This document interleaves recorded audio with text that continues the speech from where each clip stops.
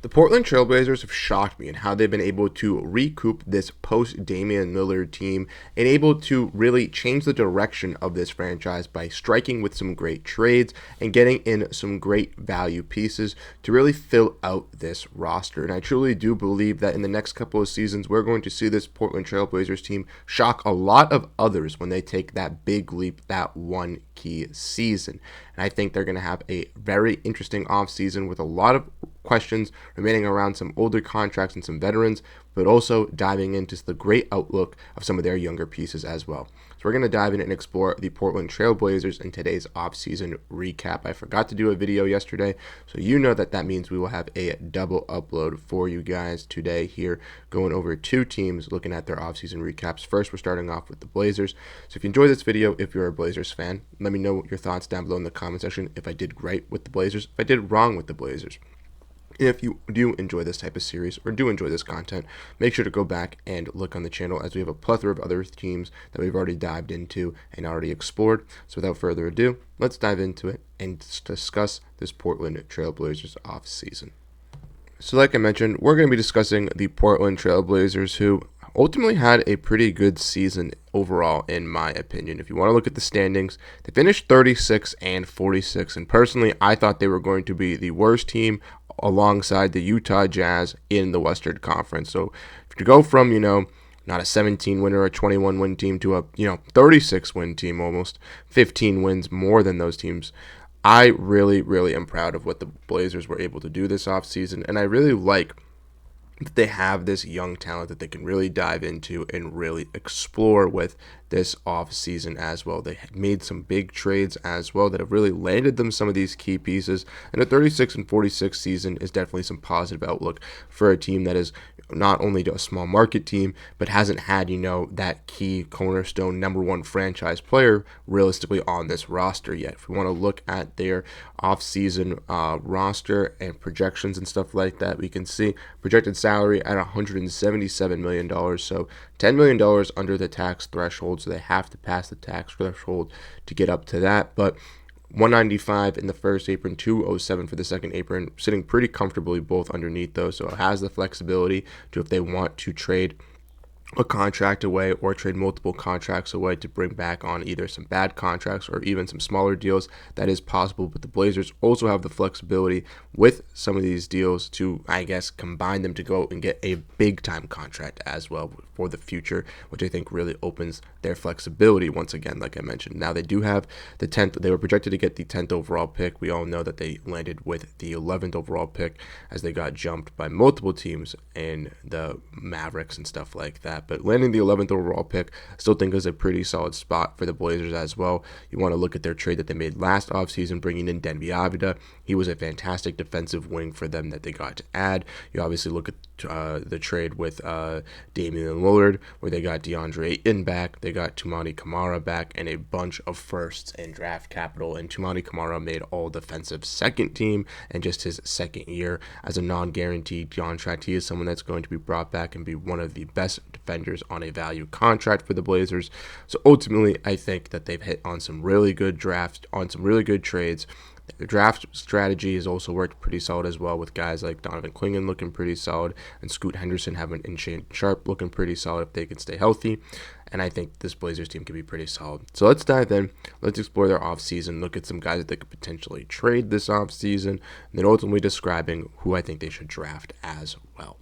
So the first name that pops up, and one that's been linked in trade rumors, I feel like for a little while, is Jeremy Grant. For the reasons of Jeremy Grant being their longest tenured player, I do believe, or maybe if I'm mistaken, it's Anthony Simons. But Jeremy Grant obviously being there alongside when Damian Lillard was there with Anthony Simons as well. And these guys have, been in the pre or with Damian Lillard and now have been in the post Damian Lillard time era. And I feel like with Jeremy Grant, obviously they signed him to that deal, that free agency, because they knew they thought that they were going to be able to keep Dame and have Dame and him for this team in Portland.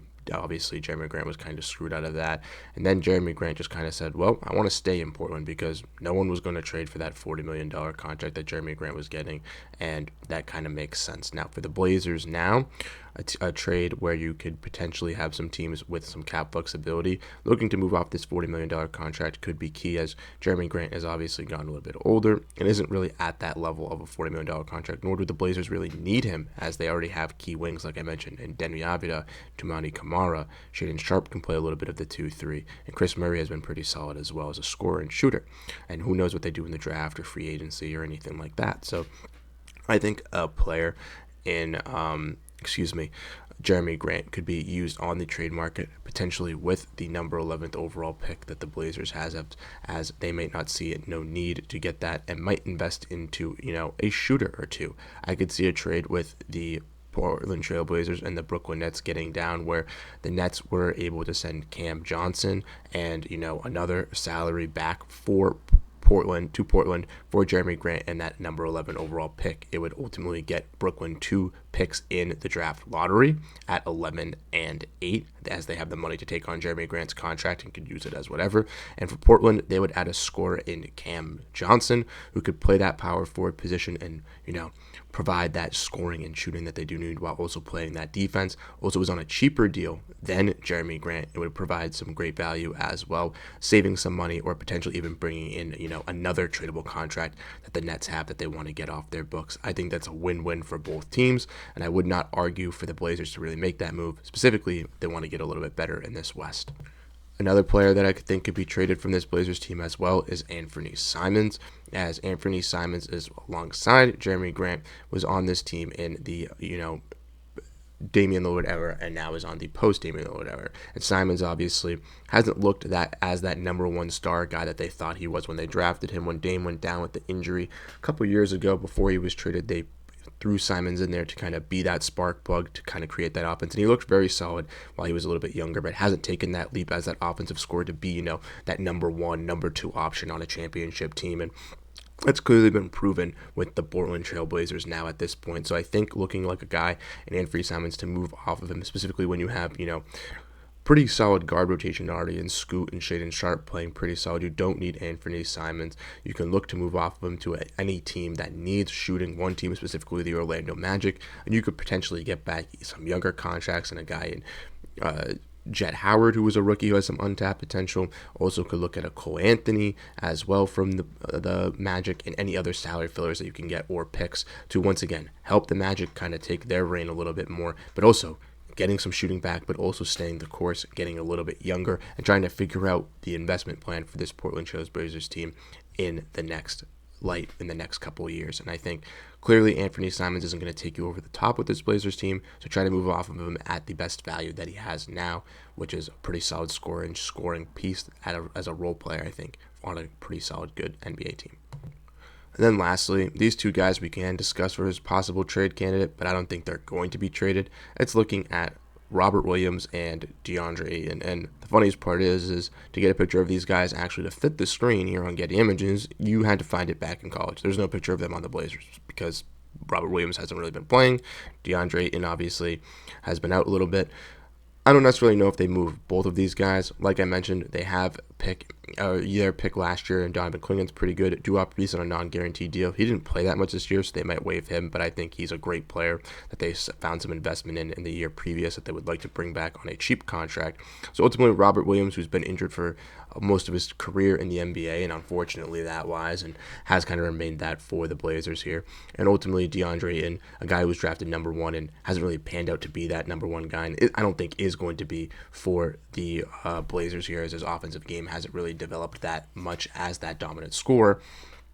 I think they could both be viewed as a trade piece. Now, I think Robert Williams has a little bit more value just because correct me if I'm wrong in the comments, but I believe he's on expiring next season. DeAndre Ayton is not, given the fact, and DeAndre Ayton makes a little bit more money, could still, I guess, still hold over that role while you still develop Donovan Clingan. Then maybe next offseason you look to move off of a guy in DeAndre Ayton. But I feel like Robert Williams, a lot of teams are looking for that type of center. Once again, a rim protector, high-flying, shot-blocking big. As long as he can stay healthy, he can be a solid piece. And I think teams like the Lakers, maybe even the Hornets, if they look to replace a guy like Mark Williams, could be calling up the Blazers for a guy in Robert Williams to really replace that center position need that they would be looking for if they did make a trade, or with the Lakers in their case still do need.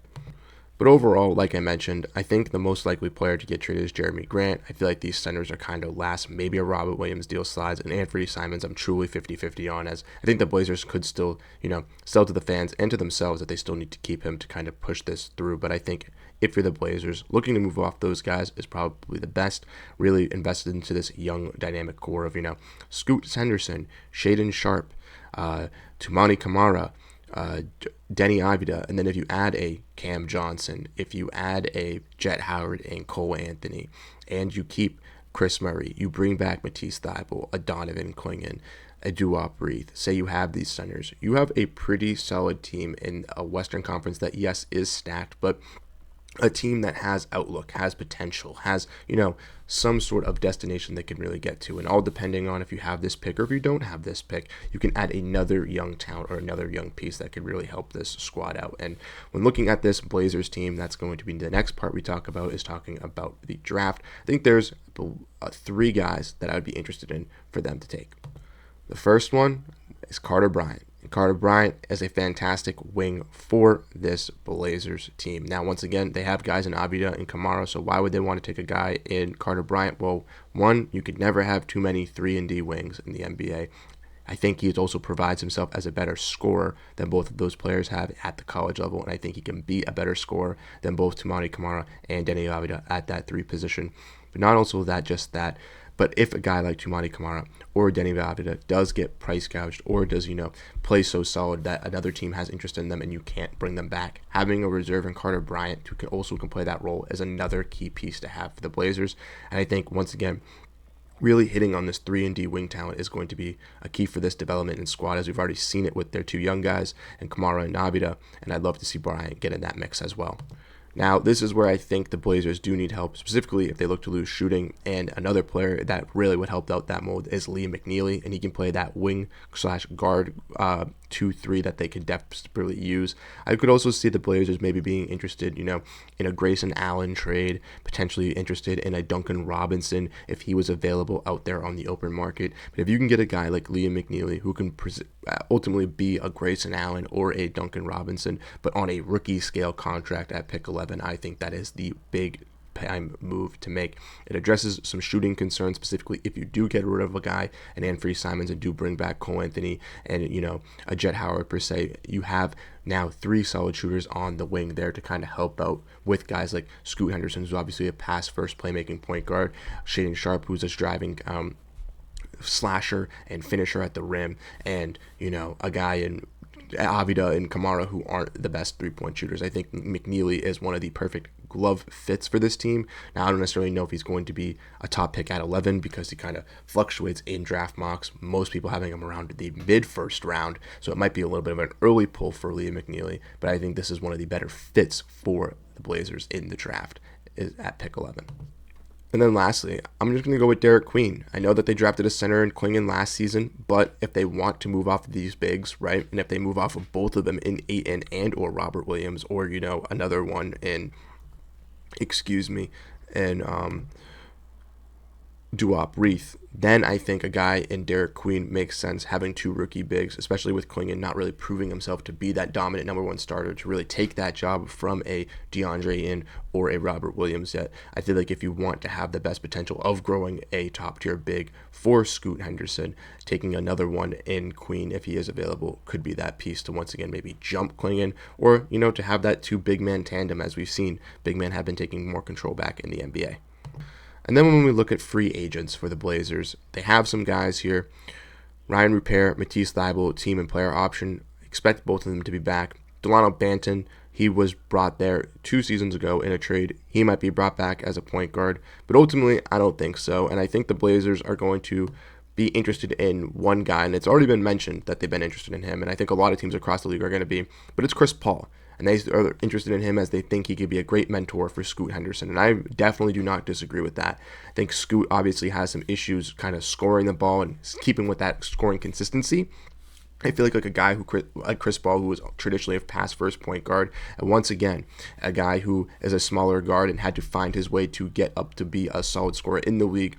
I think a guy like Scoot Henderson could learn a lot from Chris Paul. And once again, it ultimately comes down to what CP wants this season, right? Does he want to keep pushing for a championship? Does he want to continue to try to get that ring and go, piggyback on a championship team on a vet minimum contract? Or does he want to make a decent amount of money, help lead a legacy, be a great mentor, and go to a team like the Blazers, similar to how he was with the Spurs last year, where he was able to help a guy like Wembanyama, help a guy like Castle really be able to develop and really blossom? I think a lot of teams are going to be specifically interested in a guy in Chris Paul, but I know that the Blazers are one, and I think he'd be a pretty good mentor as well. It all just depends, though, on their offseason kind of direction. And the Blazers, like we mentioned, have the cap space. They could get a guy like Paul. So let me know your thoughts down below in the comment section. This one was a lot longer than the other ones that we have broken down. So if you have got to this point, I really do appreciate you guys. And let me know your thoughts down below and what you think on my thoughts are on the Blazers here, as I feel like they are probably one of the more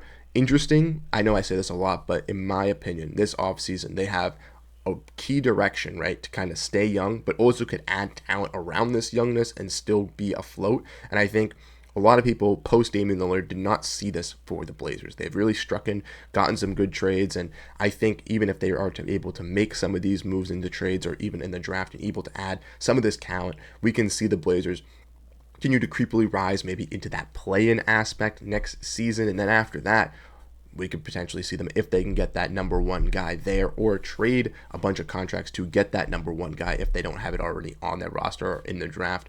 Then I think they're set up for success. So let me know your thoughts down below in the comment section on the Portland Trailblazers. I think a fun, exciting, interesting team out here in the West. Definitely someone to keep an eye on going into this season. Once again, if you do enjoy the content, let me know your thoughts. I'll catch you guys on the next one. Peace out.